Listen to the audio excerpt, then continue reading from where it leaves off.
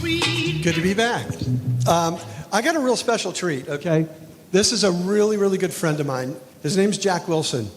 And this is just a unique thing, guys. How many have heard of David Goggins? That famous SEAL who was really famous, wrote a book and all that kind of stuff. And he ran in a race called the Moab 240. It's the most grueling race on earth. You have 110 hours from start to finish to complete that run. You have to qualify with so many marathons, it's not even funny just to even enter the race because they have people die during the race. Real. And I met Jack, and we became friends. And Jack is unbelievable. I think Jack's 57 right now. He ran the Moab 240 2 years ago.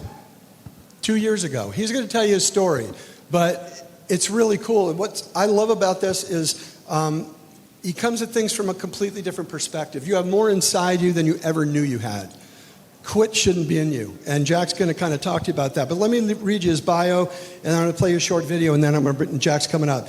Jack Wilson's an ultra-endurance athlete, entrepreneur, and author who embodies the power of resilience in both sport and business. From competing in the Olympic marathon trials and running the grueling Moab 240 Ultra to leading 6 companies to successful exits, including 1 IPO, Jack has proven that endurance, adaptability, and grit are the ultimate keys to lasting success. As the author of Revenue on the Run, and a frequent voice of leadership podcasts such as GTM Confessions and Cyber GTM Talk, Jack bridges the lessons of extreme endurance with high-performance business leadership. His story, born into adversity and fueled by purpose, demonstrates how setbacks can be transformed into stepping stones for achievement. Today, Jack delivers keynotes, workshops, and fireside chats that inspire audiences to build resilient teams, lead with clarity, and adapt to adversity. His message is simple yet powerful. The same principles that carry a runner through 240 miles of pain, exhaustion, and doubt are the very principles that help leaders and organizations endure in a rapidly changing world. And I'm going to play a little video for you, but before I do, I want you to let you know he's my newest miner. So he's in. He's one of us. All right, I'm going to play you this, and then Jack's going to come up, guys.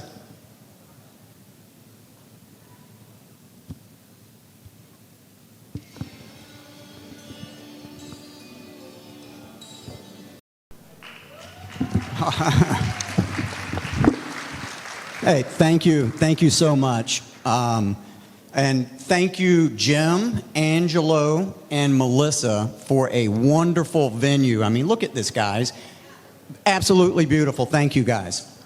So my name is Jack Wilson. I am the founder of the Ultra Endurance Mindset. So I'm going to be your host for the next 45 minutes, and I think you just saw anything is possible. Believe me. Unlike a lot of the events that I speak at around the world that I'm really not connected to the topic, I fly in, I speak, I leave. I've known Jim for a number of years, and I'm proud to say that 3 weeks ago, I got into TexIT coin. So I am, I'm not a ranger, I'm a miner, just like so many people here. So if you're new to TexIT coin, as I am, at the end of this, there will be my bio and a way you can get in touch with me. Let's do this journey together, and I will show you the ultra endurance mindset at work. All right. Do we have any runners here? Yeah? You're never a former. You ran. We've got a couple of runners, right? Do we have anyone that's done ultra endurance? And an ultra endurance event is anything over a marathon, which is 26.2 miles. Anyone? Okay. You don't have to be. It's going to be just as impactful. My philosophy is, we don't want to watch that again. My philosophy is life is just one big ultra endurance race. From the time that you're born until the time you take your last breath. Think about it. You're always training for something. You got to learn how to crawl, walk, talk, eat, get married, have children, make money, right? You're always learning. And at this stage in my life, Jim said I'm 58 years old. I just got into TexIT coin. I know nothing about crypto. So you're never too old to learn and to be a master of your game. Malcolm Caldwell said in his book, The Outliers, that if you do anything for 10,000 hours, you become a master of that thing. I can proudly say I'm a master of 3 things. I'm a master of go-to-market activities with 6 exits and 1 IPO under my belt, which we're going to talk about later. I'm a master of running any distance. I ran my first marathon at the age of 16. I held every collegiate record in North Carolina in some cases for 20 years. I believe I've run over 100 marathons. I've probably run, I believe the count is like 1,700-mile events, and most recently completed the Moab 240. Thank you. No. But the third thing I'm a master of, and I'm probably the most proud of, is failure. I have failed far more than I have succeeded. And what if I were to come out here and start my talk with, I've gone through 3 bankruptcies in my professional career, and I've been fired at least 9 times for lack of performance. I've been a CRO most of my career. So what I've learned along that journey, we're going to talk about in detail. But what you didn't see from this video that we just watched is that I was stupid enough to do it twice. I think you mentioned that David Goggins. So I ran with David the first year that I attempted Moab. I had run many 100-mile races, and I thought, you know, what's the difference? It's just double the distance. I've got this. So at about mile 140, I had run out of water, and I was out there for 8 hours with no water, and they found me talking to a squirrel on the side of a trail. True story. I was in the hospital for 6 hours that afternoon with this rhabdo disease. That's when your kidneys shut down. So it was really kind of a serious thing. So they take me to the hospital, and when I get out of the hospital, I had my crew with me, and I said, hey, take me to the finish line. And they said, you don't want to do that. And I said, no, I have to do it. I have to see with my own eyes that this is possible. The first person that I saw across the finish line was a 63-year-old female that looked nothing like me. And I thought, what's happening here? The second person that crossed the finish line was a gentleman, probably 6'4", well over 200 pounds. So I thought, what do these people have that I don't have? And the answer is they were tougher mentally than I was. Now, obviously, without water, you can't grind through it. That was the right thing to do.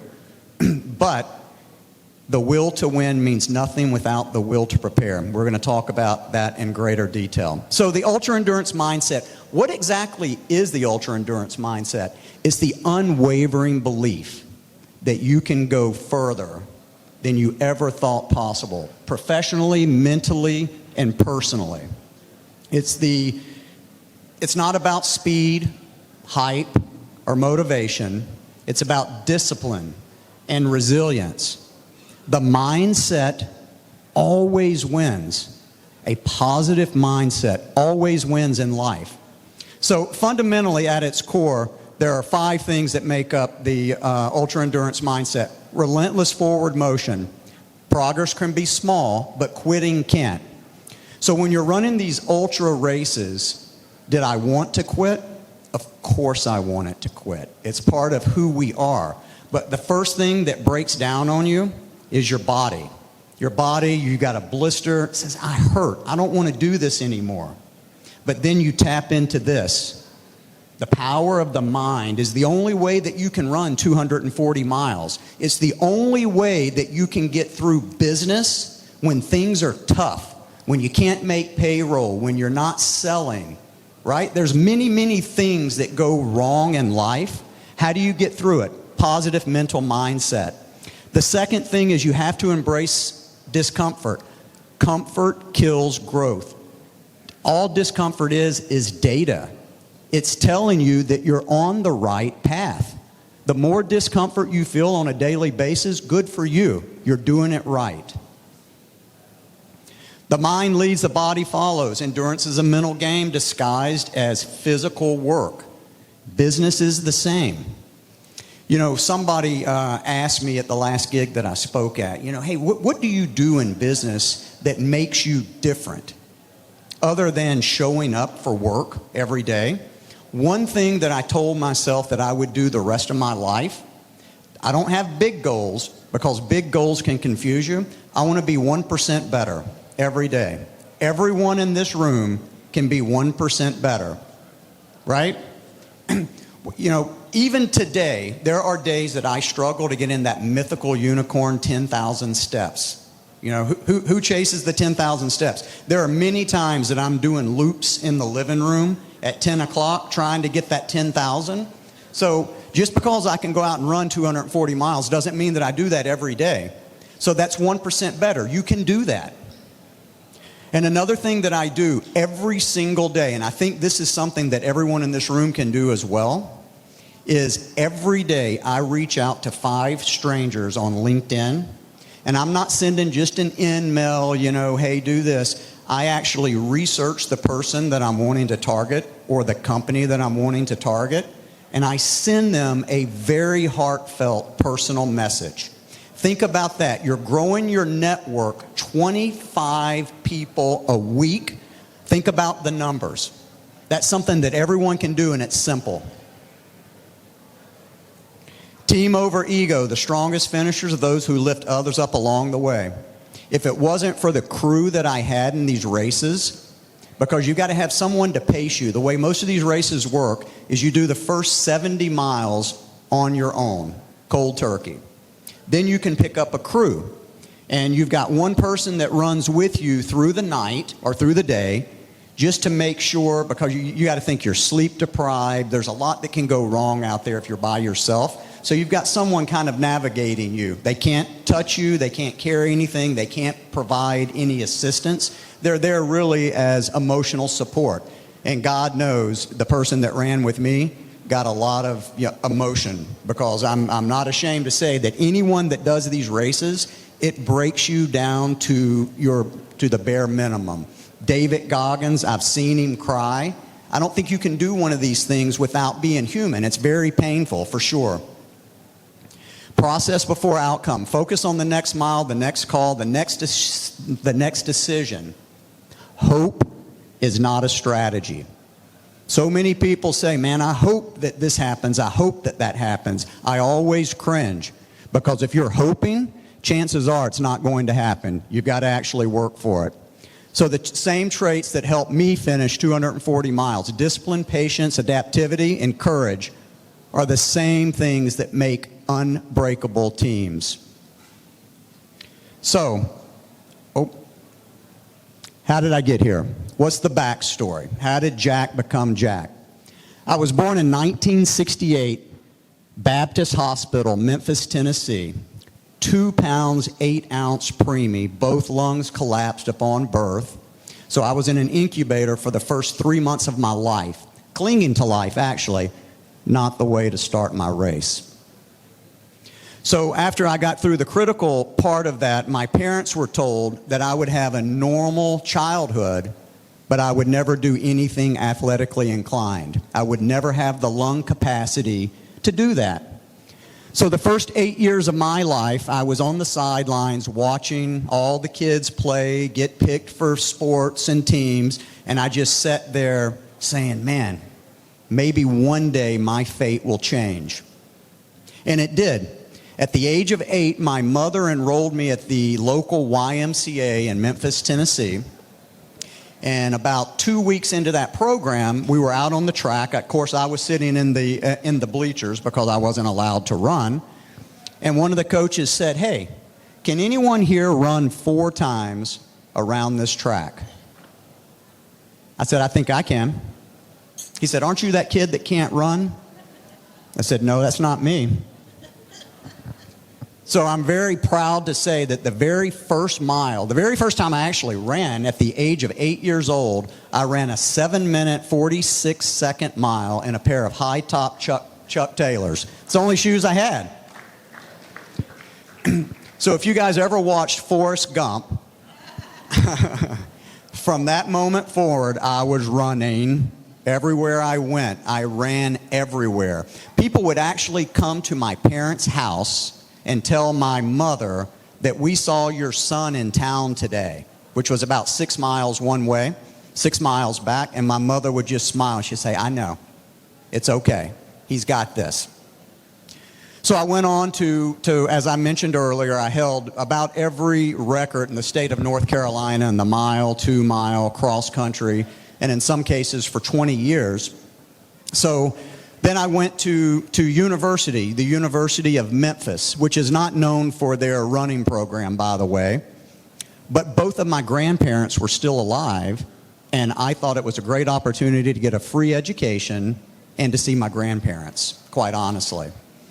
So my collegiate career was off to a great start, and then I got invited to be an elite runner at the 1988 Boston Marathon, which for any kid, that's like the highlight of your life. I no longer have to go to the porta potties outside. I've got my own private bathroom, and I'm with all of the elite runners. So finished the Boston Marathon in place 23, and then Runner's World magazine said, hey, we want to do an article with you, the future of distance running. How about that? For a 19-year-old kid that didn't stand a chance earlier, now I'm in Runner's World magazine. I'm off to the races. Next thing that happened to me, I'm a sophomore in college. Nike approached me about turning professional. So I did what any kid in college would do. I quickly dropped out of college, and I went to run for Nike. So I ran for about 2 years with Nike, ran the Olympic time trials, and what I was starting to realize was that running for someone else and running the events that they want me to run, it was taking the passion, the thing that made me me. Now I'm running for someone else, and I didn't like it at all. And I didn't really know what to do other than to quit and go back to school. Everyone thought I was absolutely crazy, but I said, you know what? I can run whenever I want to run. I don't have to run for someone else. And I certainly don't have the ego that I need to be running for Nike. And I also was smart enough to know that no matter how hard I trained, no matter what I did, that I was always going to be the first group of elite runners behind the Ethiopians. Right? This was actually 30 years ago. You know, technology wasn't where it is now. I didn't have access to the training to really understand how to tap into that potential. So I went back, finished my education, and I said, you know what? I'm going to get into sales because I want to make money. So I saw an ad in the paper, again, for you youngsters. This is before the internet existed. I saw an ad in the paper. I put my resume in for selling meat out of the back of a pickup truck. That was going to be my fortune. What I underestimated was I was extremely shy and I had a horrible stutter. Didn't stop me. I got the job. So obviously to say, or needless to say, I wasn't very successful in the beginning. One of the guys pulled me aside and he said, hey, come work with me for a week. Let me show you how to sell meat out of the back of a pickup truck. I said, okay. So he graciously worked with me for a week. I became the #1 salesperson in the Southeast selling meat out of the back of a pickup truck. No matter what you said, no matter how many times you said no, I could figure out a way to get that meat in your freezer and get my $300. I was off to the races then. I said, okay, what am I going to do now? So I got into big business and went into the corporate world.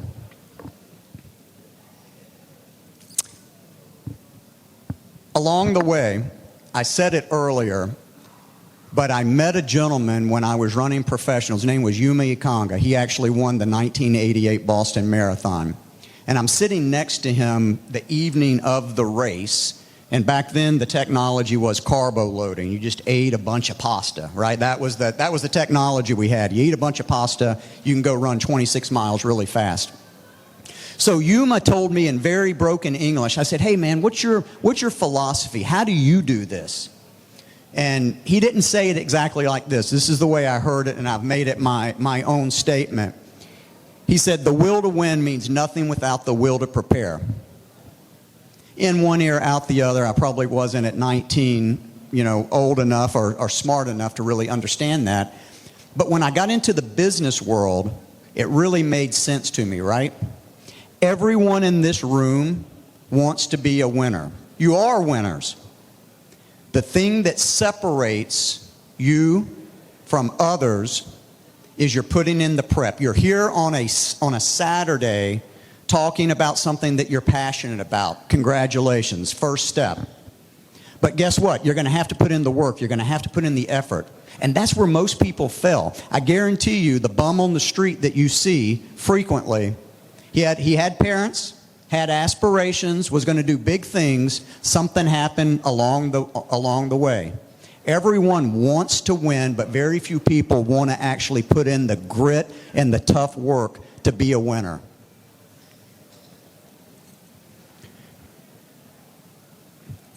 So, what is success? We talk a lot about it, but does anyone actually know the definition of success? I didn't know, right? So I had to do like we all do. I Googled it.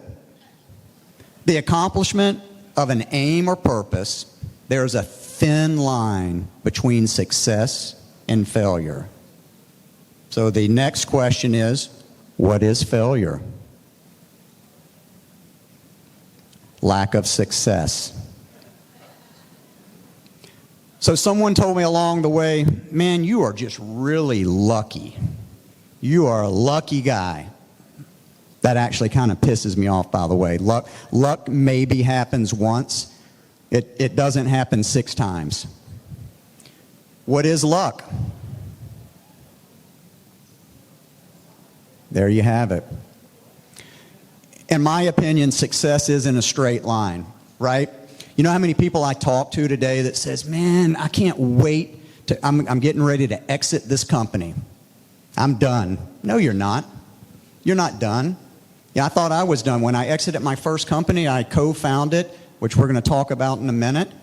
I'm rich all of a sudden, at least for me. I mean, I was wealthy, and I thought, what do I do now? I'm 32 years old. Not that kind of wealth. I still have to work. So I got in it, and I kept doing it. Success is not linear. I think that once you have success, you want more success. Once you run 240 miles, what do you do next? Well, guess what? There are 300-mile races. There are 500-mile races. It just keeps going. I'm not done. I'm going to run probably till the day I die. Here are some of my career highlights and exits, and this is by no way is to brag at all, because each one of these has a story behind it. But there are a couple of things here that I want to point out that's kind of similar to the boat that we're all in here with TexIT Coin. The second one, Proficient Systems, where I was co-founder, and of all things, online chat, right? You laugh about it now, but when I started the company, chat did not exist. It was an idea, a thought, kind of like cryptocurrency, right? Kind of like TexIT Coin. At least crypto now has a runway. When I was trying to get funding for this chat company, people would laugh at me. They say, hey man, that is the stupidest idea I've ever heard. No one's ever going to chat online. They're always going to pick up the phone, right? But I was before my time. Like a lot of good ideas, I was before my time. So I did what any smart investor would do. I second mortgaged my house and I borrowed money from friends and family. Never do that again. We sold that. We ran that company up to $8 million in revenue in less than 36 months, and we sold it to a company called LivePerson for $33 million. And that company is still very much in existence today. Actually, most of you who pop any online chat, if it's an airline, AT&T, you're using the company that acquired me 20 years ago. And what makes me proud is I still see my code on that website today. So some of that is still in existence. And the last one that I just want to point out is the very last one, Squatty Potty. Anybody Squatty Potty users? Don't be shy. We're all in part of the family here. So I'm on my way to a board meeting in Budapest, Hungary, of all places, and I'm driving in Atlanta, Georgia, and I hear Howard Stern talking about Squatty Potty, right? Never heard the name before. He's just talking on my way to the airport, and I get to Budapest, and we're having dinner the second night, and one of the investors or one of the board members said to me, hey man, what's the last thing that you heard that really kind of shook you? And I said, well, I got a story for you guys. I heard this crazy disc jockey talking about Squatty Potty. He said, what's Squatty Potty? I said, well, it's a poop stool, makes you poop better. That's the only way I could describe it. So once everybody had a good laugh, I pulled up the internet, and if you guys remember the pooping unicorn that pooped in different colors, if you ever saw the Squatty Potty commercials, that was the only advertisement they had. And one of the board members said, hey, we've got to have that here. Make it happen. I said, I just heard I don't know anyone. He said, but you're an American. You can figure it out. So I started cold calling, right? Just started cold calling people. I ended up getting a contact center that said, hey, we just answer their calls for them. The people that you're looking for, they live in Utah. It was a husband, wife, son team, and they were selling all of their Squatty Potties at the time at fairs and carnivals. They didn't even have an online presence. Fairs and carnivals. Reached out to them. They said, hey, we have no interest at all in going international. Everything that we do is going to stay here in the States. We're proud owners, U.S. made. I said, well, can I buy the exclusive rights for Poland, Hungary, Austria? She said, yeah, meet with my attorney. They charged us $25,000. We wrote the check, immediately flew to China with our prototype Squatty Potty, and we started producing Squatty Potties in China for Europe. We sold that company back to Squatty Potty after they were on Shark Tank, if anyone remembers the Shark Tank episode, right? So once they were on Shark Tank, guess what? They want to go international, but I had the exclusive rights. So they tried to buy back their rights 3 different times, ended up selling the company to them for $1.2 million 5 years later. And the reason I tell that story is you've got to keep your eyes open. If you're going to be a grinder, just because you're an expert at one thing today doesn't mean you can't be an expert at something else. You've got to look where opportunity comes. And we all found the opportunity here, and we're all together. So look around here. Other people saw the same thing that you see. The goal is to be rich. Rich in health, rich in peace, rich in love. The money is the bonus. I don't work for money anymore. I work for happiness. And guess what? My happiness has created much wealth for me, and it will for you as well. What am I doing these days? I live in Maine. I moved out of Georgia during the pandemic. I live on an island in Maine, and I give back to the startup entrepreneur community in Maine. Everything I do in the state of Maine is at no cost. I work with a lot of young entrepreneurs, and 2 of them are actually doing really well. And I'm proud to say that I'm going to be taking the first ultra-endurance race to Maine in the fall of this year. It's not public information yet, so it's the first time that I've actually said it out loud. But the Maine Moose 207, we're going to have a 207-mile race in Maine in probably September of this year. More to come on that. And if you want to engage with me, I do keynotes, I do fireside chats, I work with corporation sales organizations. Please scan the QR code. It'll take you to my website. I'm here. I've got no place to go except back to Maine tomorrow. So I'm here all evening. If anyone wants to engage in a conversation about anything that I spoke about today, please just hit me up. Be more than happy to have a conversation. Jimmy, do we have time for questions or anything, or is this done? Yeah. If we got any questions while no one's ripping me off stage, raise your hand. Anyone? No, come on, guys. Yes, sir.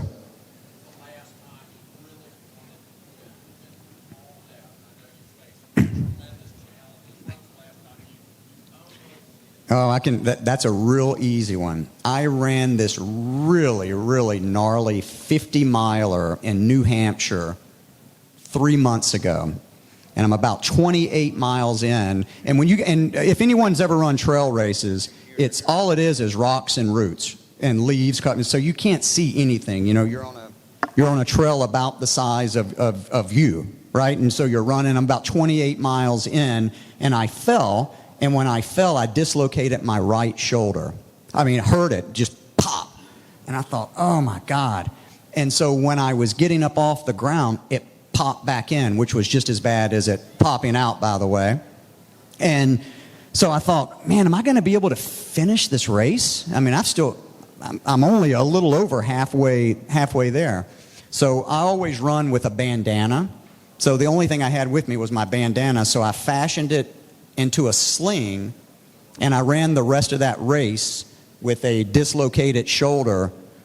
However, I wanted to quit mile 29, 30, 31, 32, and there was just something inside of me that said, you know, my legs aren't broke. You know, I mean, if I quit, this is still going to be just as jacked up when I'm sitting at home saying I quit.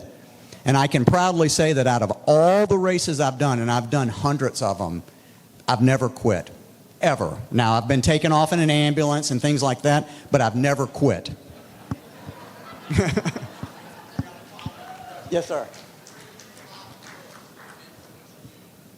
Oh, three top books that have influenced me the most, other than the ones I wrote. Just joking. Just joking. I'm a flaming dyslexic, so I don't read. Never have. It's one of the things that I don't, so I listen to books on tape. But the thing that has gotten me through all of this training, whether or not you like him or not, I am one of the rare people, because I spend so much time training and running, I have listened to every Joe Rogan podcast since the very beginning until the one he just did this week.